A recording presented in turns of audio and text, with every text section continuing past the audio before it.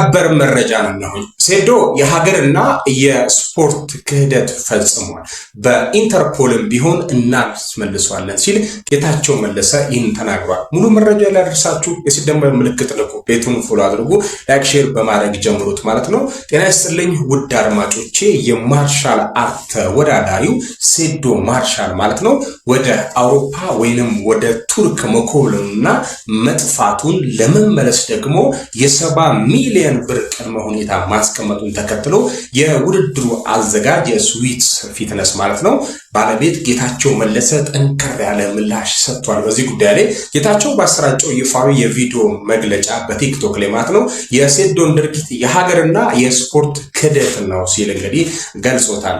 ጌታቸው በሰጠው ባስተላለፈው የቪዲዮ መልእክትም ሴዶ ማርሻል በሀገር ላይ ትልቅ ክህደት ፈጽሞ ሀገር መውጣቱን በምሬት ተናግሯል። ድርጊቱ በሀገር ላይ ብቻ ሳይሆን በጥቅሉ በስፖርቱም ላይ የተፈጸመ ትልቅ ክህደት ነው ያለው አዘጋጁ።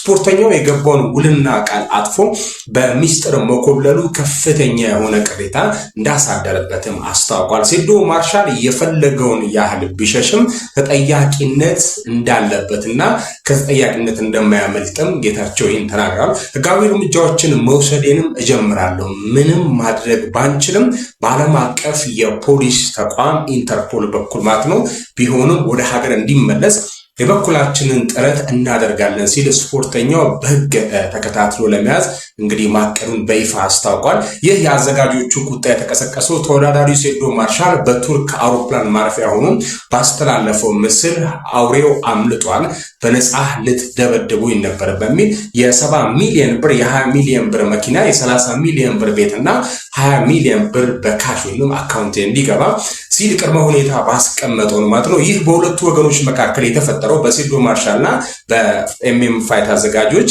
ፍጥጫና የክህደት ክስ በቀጣይ እንዴት እንደሚቋጭና በስፖርት ማህበረሰብ ዘንድ ምን አይነት መነቃቃትና ድንጋጤ እንደሚፈጠር ጉዳዩን በቅርበት እየተከታተልኩኝ ማደርሳችሁ ይሆናል። ቪዲዮ ሼር ይደረግ። ይህ መረጃ ከጉርሻ ፔጅ የተወሰደ ነው።